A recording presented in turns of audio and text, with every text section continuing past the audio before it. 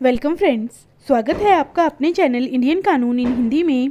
तो आज की वीडियो में हम बात करेंगे कि 10 गलतफहमियां जिससे पति फंसता है। आइए जानते हैं कैसे।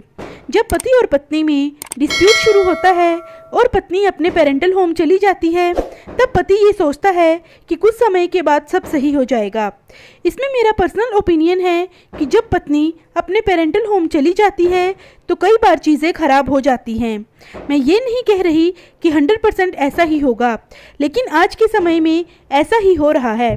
पति की अगली गलतफहमी कि जब मैंने कुछ किया ही नहीं तो पत्नी क्या कर लेगी और कौन से मुकदमे कर सकती है, लेकिन पत्नी बहुत कुछ कर सकती है। मैक्सिमम लॉ अभी भी महिलाओं के लिए ही बने हैं, जैसे कि 498A, 125 CRPC। और पति बात करने के लिए भी जाता है तब भी पत्नी कई बार मारपीट जैसे केस अपने पति पर फाइल कर देती है। पति की अगली गलतफहमी कि पत्नी के पास कोई एविडेंस नहीं है कि मैंने उसे मारा पीटा। इसमें FIR भी दर्ज होती है, DV का केस भी दर्ज होता है और 125 CRPC का केस भी वाइफ कर सकती है। पति की अगली गलतफहमी कि मेरे पास पत्नी और उसके घर वालों की रिकॉर्डिंग है, मैं कोर्ट में वही पेश करूंगा। कई बार रिकॉर्डिंग भी नहीं सुनी जाती और पति पर केस दर्ज हो जाता है। पति की अगली गलतफहमी कि मेरे माता पिता ने मुझे बेदखल कर दिया है। कई बार पति ऐसा सोचता है कि बेदखल होने पर पत्नी को खर्चा नहीं दे पाएगा या प्रॉपर्टी पर वो अपना राइट नहीं मांग पाएगी। अगर आप बेदखल भी हो जाते हैं तो भी वो अपना राइट मांग सकती है। पत्नी का DV के अंतर्गत रेसिडेंस क्लेम कर सकती है। अगली गलतफहमी कि मेरी पत्नी वेल एजुकेटेड है तो मुझे उसे खर्चा नहीं देना होगा। कोर्ट सिर्फ एक ही फैक्टर पर काम करती है कि क्या आपकी पत्नी आज के समय में कुछ काम कर रही है या नहीं।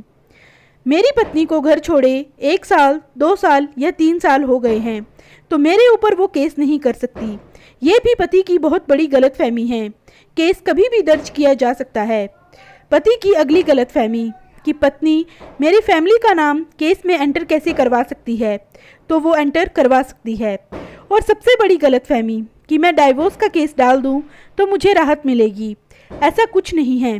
पहले तो पत्नी इस केस को अपने प्लेस में ट्रांसफ़र करवाएगी और फिर 24A की एप्लीकेशन लगाकर खर्चा मांगेगी और 25A की एप्लीकेशन में एलुमनी की मांग करेगी और फिर डाइवोर्स के जजमेंट के बाद पत्नी अपील में चली जाएगी। तो बताओ क्या मिला।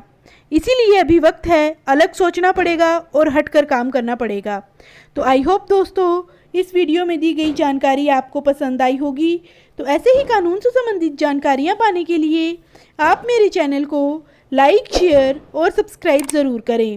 वीडियो में लास्ट तक जुड़े रहने के लिए आप सभी लोगों का धन्यवाद।